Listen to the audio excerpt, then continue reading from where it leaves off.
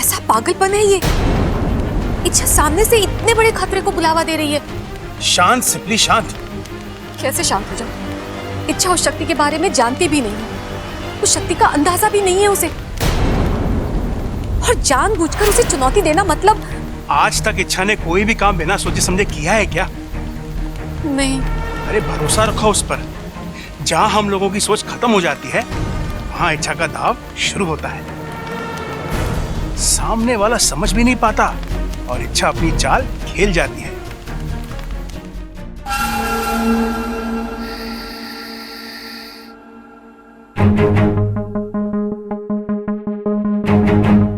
भाई रास्ता साफ है, छोटा जहाज भी कहीं दिखाई ना दे रहा है। चलो। कहाँ जा रहे हो? अरे टाइटैनिक चल, बीच में सर भाई को अंदर जाना, चल। अंदर जाना मना है। अरे अपू बेटा तू देख ना राके, भाई ने हेलमेट पहन रखा है, अब ना भाभी भाई का चेहरा देख पाएंगी ना भाई भाभी का। चल हट बीच में से। अरे लेकिन पापा की आंखें तो खुली है ना। अरे बस इतनी सी बात, भाई की आंखों में पट्टी बांध देंगे हम। आंखों पे पट्टी बांध के पापा मम्मी की मेहंदी कैसे देखेंगे? हंडी? अरे अपू हंडी देखनी होती तो यहाँ क्यों आता, रसोई में जाता ना। अरे भाई घर की हंडियों में किसको इंटरेस्ट है? आपको अच्छी अच्छी हंडियां देखनी है तो मार्केट में नए नए डिजाइन की हंडी आई हैं, चलो। अरे पापा मैं हंडी की नहीं मेहंदी की बात कर रहा हूँ। आंखों पे पट्टी बांध के आप मम्मी की मेहंदी कैसे देखेंगे? जवाब दे भाई, ये बात तो मैंने सोची ना। ओ भाई आप एक काम करो, आप भाभी के कमरे में ना गर्दन झुका के चले जाओ, भाभी की मेहंदी देखकर वापस चले आना। चने खाना? अरे चने खाने का समय ना है अभी तो मुझे सिर्फ ममता की मेहंदी देखनी है। अरे चने खाने को ना कह रहा हूं मैं कह रहा हूं वापस चले आना। चलो अभी अंदर। नहीं, मैंने कहा ना नहीं मतलब नहीं। दादी ने पापा को मम्मी के पास जाने से मना किया ना। अरे टाइटैनिक तू समझ ना रहा है, दादी ने कहा है चेहरा देखने से पति पत्नी के बीच में दीवार खड़ी हो जाती है, हाथ देखने से कुछ ना होवे। चलो भाई। और अगर हो गया तो?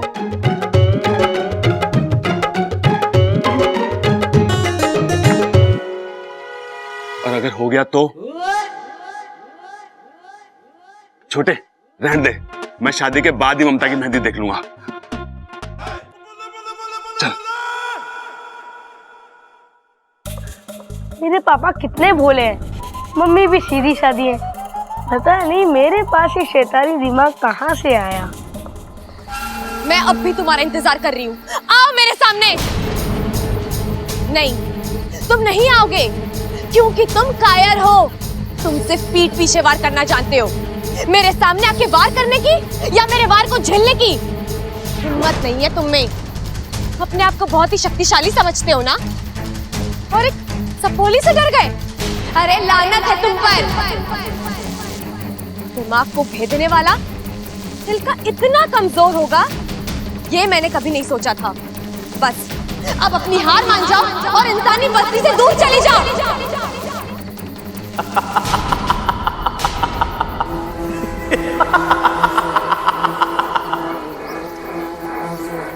जो हार जाए वो बुद्धिराज नहीं। कौन हो तुम और क्या चाहते हो मुझसे? तुम्हारा विनाश।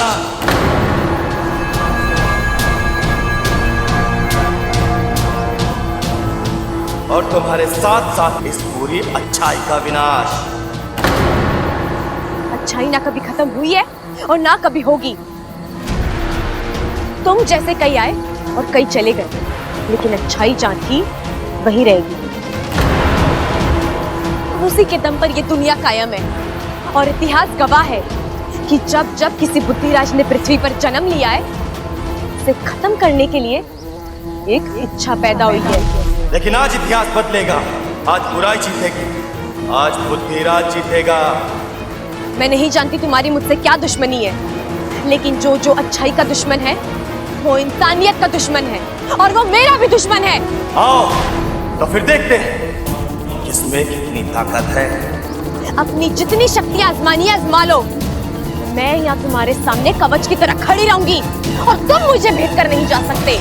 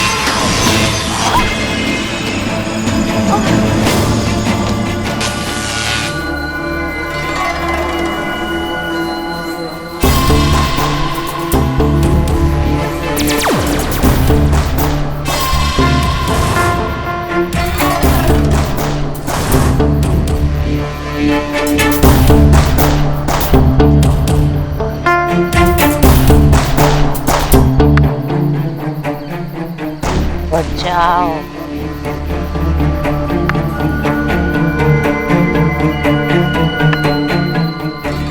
उठो।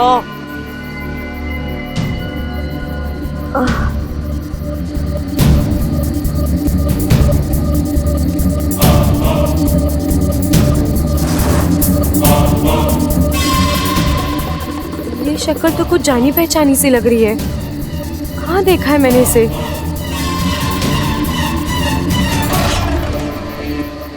क्या सोच रही हो इच्छा?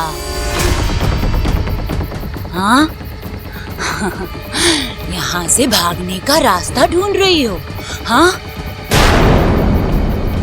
ये मत भूलो, मैं विशेषगढ़ से आई हूँ। मुझसे बचना नामुमकिन है। मुझे छेड़कर तुमने बहुत बड़ी गलती की है।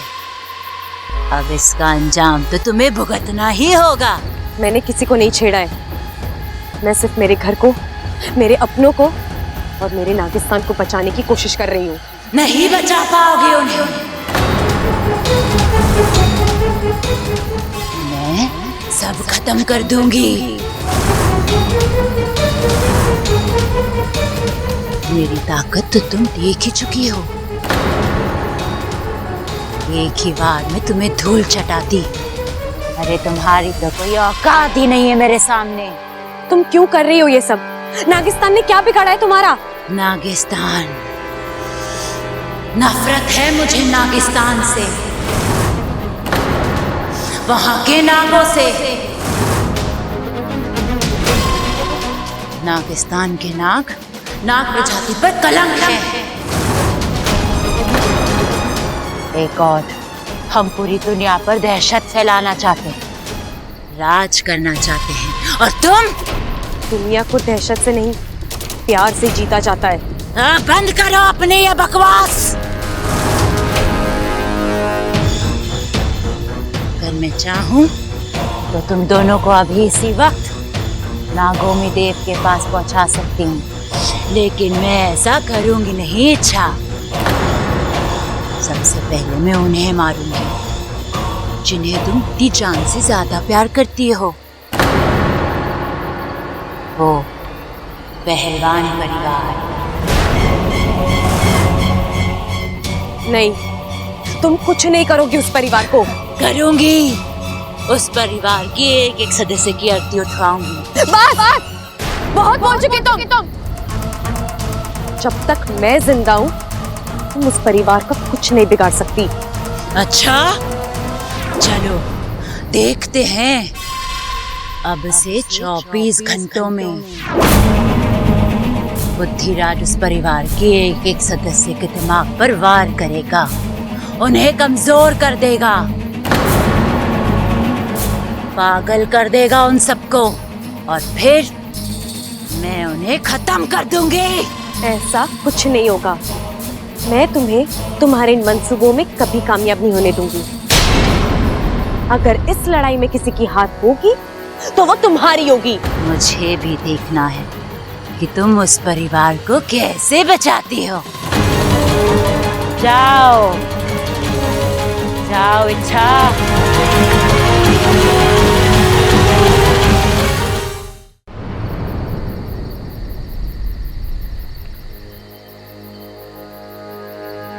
उफ, जिसका डर था वही हुआ।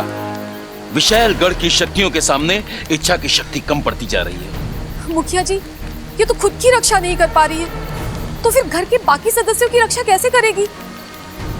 हम सब बिना अपनी शक्तियां उसे दान कर देते हैं, शायद हमारी शक्तियां उसे बचा पाए। नहीं सिपली, इच्छा नहीं मानेगी। ये चुनौती उसने दी है और ये उसकी अपनी लड़ाई है। और जहां तक मैं इच्छा को जानता हूं, वो अपनी लड़ाई खुद लड़ेगी। लेकिन मेरी सपोली। नागोमी देव पर विश्वास रखो, वही उसे इस लड़ाई को लड़ने का हौसला और बल देंगे। ए शमशान घाट के वासियों, आओ। मैं विशेषगढ़ की राजकुमारी, मुझे तुम्हारी सहायता की जरूरत है। आओ।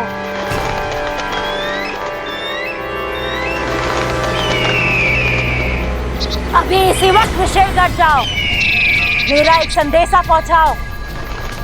हम बहुत जल्द नागिस्तान पर हमला करने वाले हैं। वहां के एक एक नाग को कुचलकर नागिस्तान की हस्ती मिटानी है।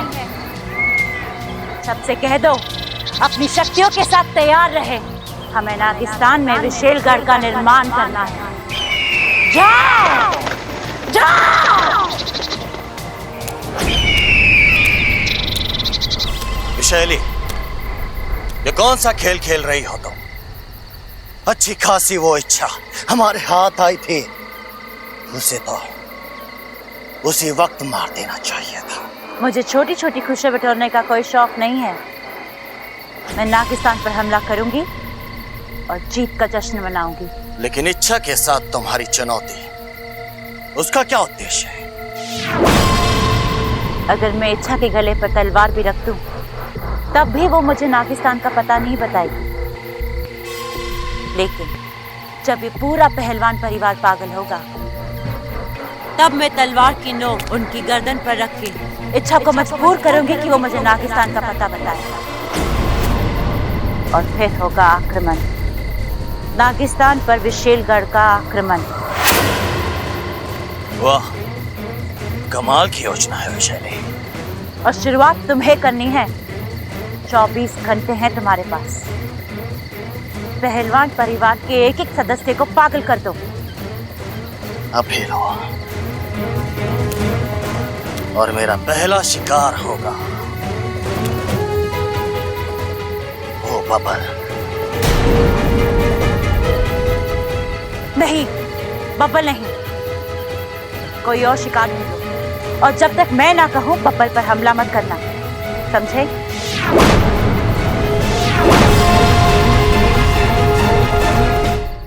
अरे भाई, मैंने 200 की लड़ी मंगाई थी, घी के कनस्तर बनाए थे, वो कहाँ हैं? शादी के बाद भेजेगा क्या? अब भेज, जल्दी भेज। हो, प्रबल साहब अपनी शादी की तैयारी खुद ही कर रहे हैं। अच्छा है भाई, दाद देनी पड़ेगी तेरी हिम्मत की। क्या नसीब वाला है तू। लोग एक शादी नहीं झेल पाते और तू दो दो कर रहा है। पिताजी, शादी दूसरी है, पर बीवी तो पहली वाली है ना। अरे बेटे, ऐसे हालातों में तो और मुश्किल हो जावे है। मैं तो अपनी पहली शादी को बुरा सपना समझकर भूलने की कोशिश कर रहा हूँ। क्या है? क्या? हाय हाय, आज कह रहे हो पहली शादी को भूलने की कोशिश कर रहा हूँ, कल को कहोगे मुझे भूलने की कोशिश कर रहा हूँ, परसों कहोगे खुद को भूलने की कोशिश कर रहा हूँ, और तरसों बोलोगे हम आपके हैं कौन, बताओ। बस, ये जो तेरी बातें ठोकने की आदत है ना, इस पे बड़ा प्यार आवे है मुझे। इन्हीं बातों पर फिदा होकर तो मैंने तुझसे शादी करी थी। अरे पगली, तुझे तो बस मैं ही झेल सकूं। आज क्या कर रहे हो, अम्मा जी आ जाएंगी। आने दे माँ को। ये खड़क प्रताप सिंह किसी से नहीं डरता। ए खड़क, क्या कर रहा है तू? बस कर। माँ माँ माँ माँ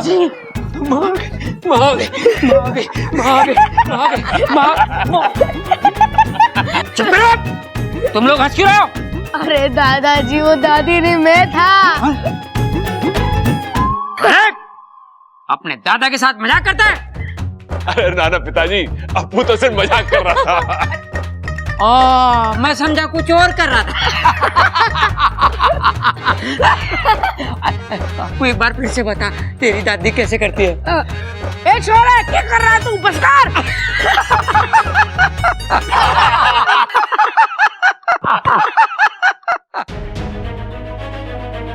कितना हंसता खेलता प्यारा घर है, कितने खुश हैं सब लोग। और वो विशेषगढ़ वाली नागिनी से नहीं, मैं इस घर पर कभी कोई आंच नहीं आने दूंगी, कभी नहीं।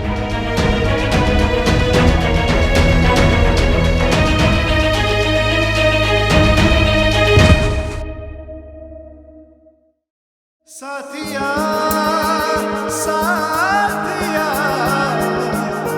मेरे साथिया।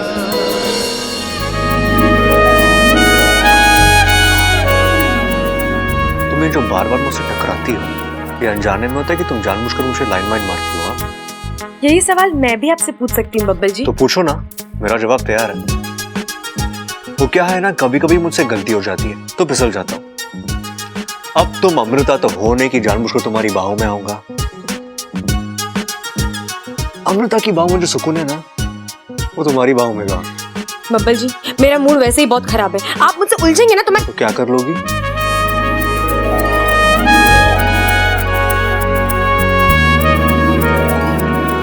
आपको डस लूंगी।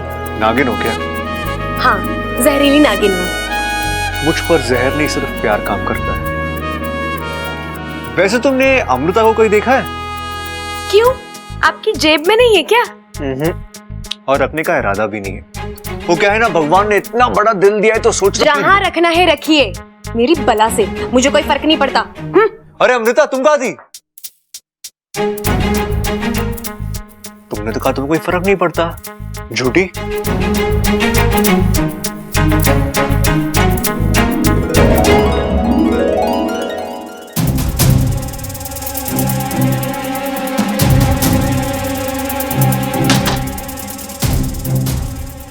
जी जानबूझकर कर रहे हैं सब, उन्हें पता है मुझे तकलीफ होती है, फिर भी। क्या बात कर रही हो? बब्बल को तुम्हारी तकलीफ के बारे में पता चल गया? तुमने उससे बुद्धिराज के बारे में तो नहीं बताया? अरे वाकू, मैं इस तकलीफ की बात नहीं कर रही हूँ। फिर और कौन सी तकलीफ है तुम्हें? छोड़ वो सब, फिलहाल हम ये सोचते हैं कि हमें उस विशेलगढ़ की नागिन और बुद्धिराज से कैसे निपटना है। ये चुनौती आसान नहीं है इच्छा। मैं जानती हूँ, हम जिससे लड़ रहे हैं वो एक भंवरा है, एक ऐसी शक्ति जिसकी किसी भी चाल का हमें कोई अंदाजा नहीं है। सालों पहले मुखिया जी ने मुझे एक धूमकेतु की कहानी सुनाई थी, जो कभी भी कहीं से भी प्रकट हो सकता है। ये बुद्धिराज भी उसी धूमकेतु की तरह, जो अचानक भन्नाता हुआ आएगा और किसी के भी दिमाग को भेद देगा। कैसे रोकोगी इसे तुम? मैं शक्ति को रोक पाऊं या ना पाऊं, लेकिन इस घर के लोगों को खतरे से आगाह तो कर सकती हूँ ना। और मैं ये सोच रही हूँ कि मैं इनको बोलूंगी क्या।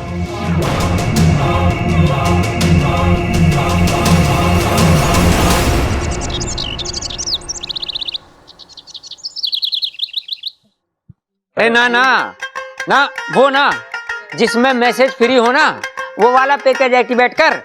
हाँ हाँ, और आज कर, समझा? हाँ। अरे नाश्ता ठंडा हो रहा है। अरे माँ, मैं सोच रहा था कि सबको फोन पे ही नहीं होता दे देते हैं। सही कह रहा है तू, कार्ड छपाने का समय कहाँ है हमारे पास, शादी जो सर पर खड़ी है। हाँ। अच्छा सुनिए, मुझे आप सबसे एक बहुत जरूरी बात करनी है। क्या बात है छोरी, तू तो बड़ी टेंशन में लग रही। टेंशन वाली तो बात है अंकल जी, मैंने अभी अभी टीवी पे देखा है, हमारे गांव में एक जहरीला भंवरा दिखा है, और जब वो इंसान को काटता है तो उसकी जान ही निकाल लेता है। शान?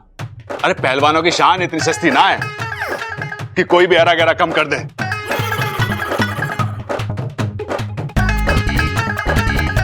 प्रबल भैया, मैं शान की नहीं, जान की बात कर रही हूँ। ए छोरी, वो भंवरे के काटने का कोई इलाज विलाज बताया उन्होंने? हाँ दादी, एक दवाई है जिसे छिड़कने से भंवरा भाग जाता है। तो ठीक है माँ, मैं दवाई लेके आता हूँ। वैसे तो उस भोरे के लिए खड़क प्रताप सिंह का थप्पड़ ही काफी है, लेकिन अगर दवाई भी साथ में हो तो ठीक है। किसी को कहीं भी जाने की जरूरत नहीं है, मैं दवाई ले आई हूँ। जब भी किसी को भंवरे की आवाज सुनाई दे, फौरन मुझे बुला लेना, मैं सब ठीक कर दूंगी, ठीक है? कितनी प्यारी छोरी, सबका कितना ख्याल रखती है।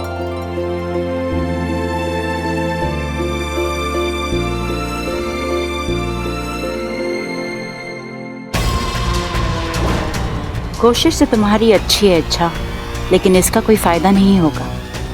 अब बुद्धिराज के कहर को तुम नहीं रोक पाओगे।